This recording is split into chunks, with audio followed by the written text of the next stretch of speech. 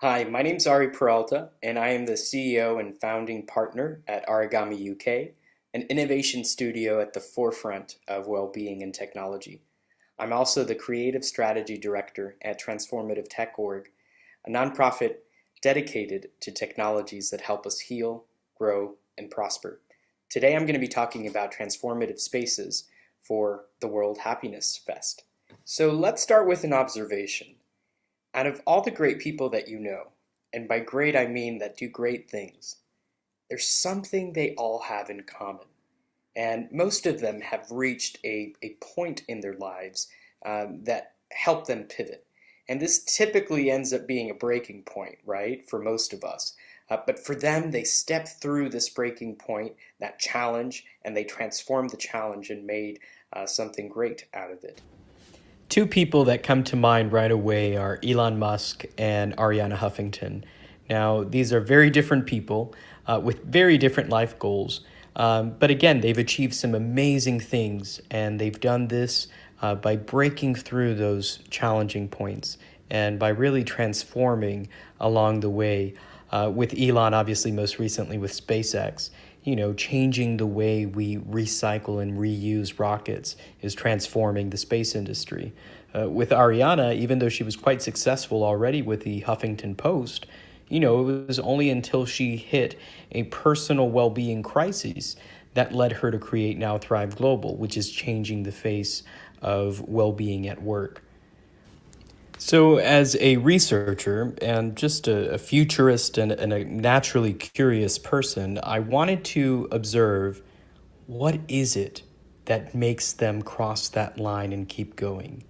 And it's really this decision that they take in these very difficult moments in which they decide, am I the person that I have always been, or am I the person I want to be? At the end of the day, that is what mindfulness is all about. That is what wellness is all about. It's about help me cope with this very one moment. And that's what we need to support each other with as individuals, as a community. It's about understanding what are tools that can enable us to make it through that challenging moment and make it out on the other side. So let's talk a little bit about definitions and how this has evolved. First, we started talking about mental illness and understanding the diseases that impact our brain, our mind, our emotions. Then we understood and evolved this idea of wellness, which was this lifestyle and this almost proactive East meets West approach to health. Well-being is the outcome of what you do with wellness, which is just a category. Now we're starting to talk about mental health, which again is another category, and mental wellness. But where I really think we're going to be evolving the conversation and moving the conversation towards is on emotional intelligence. Now, intelligence is a complex thing to talk about. It's something we're still learning about, and we will always continue to learn about. But from what we understand so far, what we're talking about is our IQ, our personality, and our EI, and that's our emotional intelligence. When we talked about the examples of Elon Musk and Arianna Huffington, what they demonstrated in that moment of critical need was the ability to cope. And that was done through or via exercising their emotional intelligence. So let's define emotional intelligence. So when we talk about emotional intelligence, what we're really talking about are these following four principles: perceiving emotions, reasoning with our emotions, understanding emotions, and managing emotions. Now, the first step to being able to manage your emotions and your reactions is to have a pretty good inventory of how you perceive life. So in many cases, this may involve understanding things that aren't so obvious, like some of the nonverbal signals such as body language, facial expressions, etc. Reasoning with emotions really is talking about promoting thinking and cognitive activity. So you want emotions to help you prioritize what's important at that moment so that you can respond maturely and emotionally to things that garner your attention that you need in that moment. The other thing is understanding these emotions, right? We have a lot of emotions with a wide variety of meanings. And because each of us are different individuals, we associate different emotions, or different things can trigger those emotions. So it's important to understand how emotions work for you, but then also for your environment and the people around you. Finally, we get to the hardest part: managing those emotions. Now that you've brought that awareness to your own perception, to how you reason with emotions and how you understand other people's emotions, now it's time to manage how you control it all. And, if there's something that I can share from my own experience, almost now 2 decades working in startups and in transformative technologies, it's that, it's all in your reaction. How you react to situations will define, oftentimes, the outcome, or at least how you perceive the outcome to be. So that's where this emotional regulation comes in. How can we optimize the way we react to things and be less reactive, more understanding, and process these things so that we can have better outcomes? This leads us to this new era of transformative spaces, products, experiences. By transformative, we're talking about it causes change. It's lasting change, and it enables change.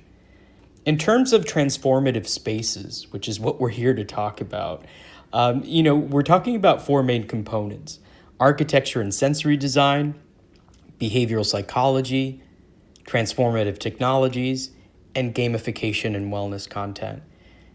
When you combine those things, it gives you the ability to provide spaces that allow people to ground, to decompress, to wonder, to release, to connect. Transformative spaces is all about enabling that positive change in that moment that we need it. And each one of these components come together with gamification to create unique experiences and unique ways to overcome those challenging moments and finding new opportunities to cope and, above that, overcome our challenges.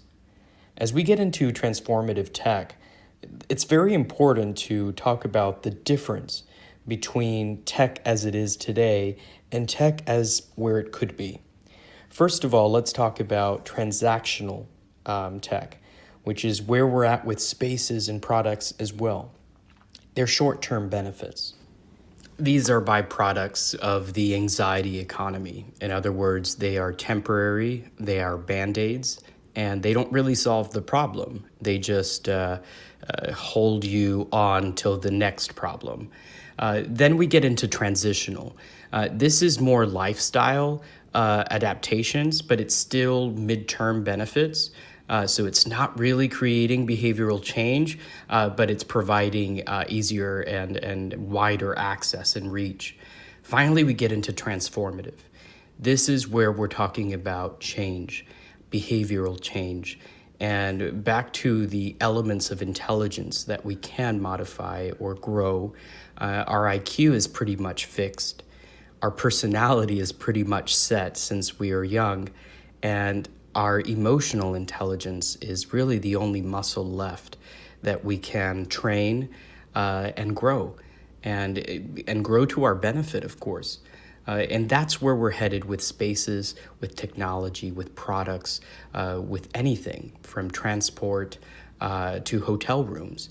It's all about creating transformative solutions that enable long-term benefits. And we no longer need short-term relief. We need ongoing relief that goes with us as we grow and as we go on with our days. Another major difference with transformative tech is our focus on validation. And this is very different than transactional and transitional, because a lot of the technology developed in that realm only validated things later. And that's what makes us more conscious in terms of tech, when we validate things first. And if you can think of a lot of the problems we currently have with tech, it's because we didn't proactively look at the secondary implications.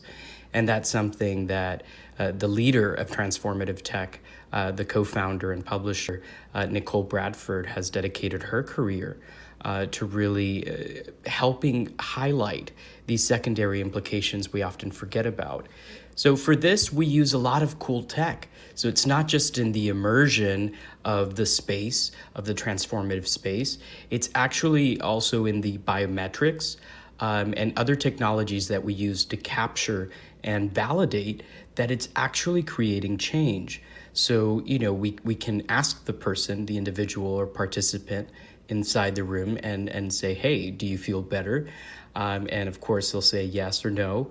But sometimes we say yes, but our heart rate's still up. So our body still doesn't say yes. So part of what we're doing at Transformative Tech Org and in conjunction with Origami are creating new pathways for validation that allow founders to explore ways to validate the change they're seeking. And this way we can aim for transformative tech. I'm going to get into a few examples to showcase what these rooms can look like. These examples are ones I've worked with. They're by public funding at the moment. So we've been able to receive research grants from the European Union Regional Fund, and we've been creating simulated digital health environments that enable transformation through breathwork. We've been working with the incredible Richie Bostock, the breath guy, who's one of the leading names and figures in breathwork practice. Also with the incredible and brilliant Tom Middleton, who's the functional sound designer at the moment, working with Calm, Silent Mode, and many other incredible companies. Together, we have worked with Spirus Technology, who has developed a very unique 3D printed breath analytics software that allows us really to capture if this breath is actually working or not.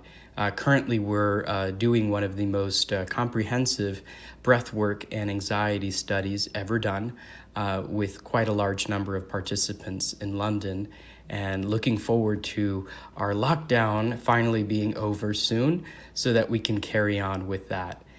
We are working with an incredible graphics team, including the team at Zwei Arts, who are bringing to life these imaginative and art generative spaces.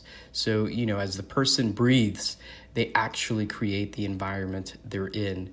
Now, these are just one of many examples of ways transformative spaces can actually come to be. Another project that we're involved with, which really gives you a sneak peek at what's to come with transformative art experiences and putting that into spaces, is a project dear to my heart called Artwell. This is a project that I started together with Oris London and their founder, Robin Collins. And together, she and I have wanted to just reinvent the way experiential art happened in brand activations. And we wanted to insert well-being, we wanted to insert transformative tech and immersive tech, but we also wanted to step up the multi-sensory game. And that's a project that we are doing in conjunction with so many great brands and other organizations, including transformative tech. We're building a program to basically develop artists of this next generation and provide them with the training in well-being and technology and biometrics and sensory and innovation to create these new art experiences. Many of them inspired by James Turrell and other artists that have come well before us, creating these meditative and mood modulating experiences. Our goal now is to bring that into transformative spaces that enable us to focus, that enable us to get back to work, and that enable us just to disconnect sometimes as well. In other words, A lot of the future of transformative tech and transformative spaces really is going to rely on its ability to increase our emotional intelligence. And because of the unique opportunity within spaces, with the architectural features, with the different type of sensory design that can increase the arousal or at least make it more congruent for an experience, and positive psychology and behavioral psychology embedded into these experiences create everyday moments and opportunities for us to cope and for us to overcome whatever that challenge that is holding us back. We have a really unique opportunity to reshape this world that we're coming back into in a post-COVID reality. And that opportunity is for everyone near and far, and no matter what your technical or technological ability is. Happiness is a human condition, and it's something that everyone can experience. The importance of happiness is having happiness with meaning. And that is what emotional intelligence is all about. It's about keeping that balance, keeping those reactions down, and keeping that happiness on a steady flow. A few moments ago, we talked about two incredible people that are wildly successful and that overcame challenges, overcame doubts, and really built up resilience through emotional intelligence. The question now is, what will your positive transformation enable you to accomplish? And I say this from personal experience. Every single time, and I mean this, every time I've ever wanted to give up, when I haven't, things just get better. And that only comes from expanding beyond that moment. And if you give yourself the opportunity to get those emotions in control, you will be in control of your life and you will be in control of what's next. And I can't wait to see what you're going to create as a happy and fulfilled human being. Thank you to the World Happiness Foundation and to Transformative Tech Organization for having us all here today. Thank you for listening and being a part of today. I wish you a happy, fulfilling, and meaningful year. Speak soon.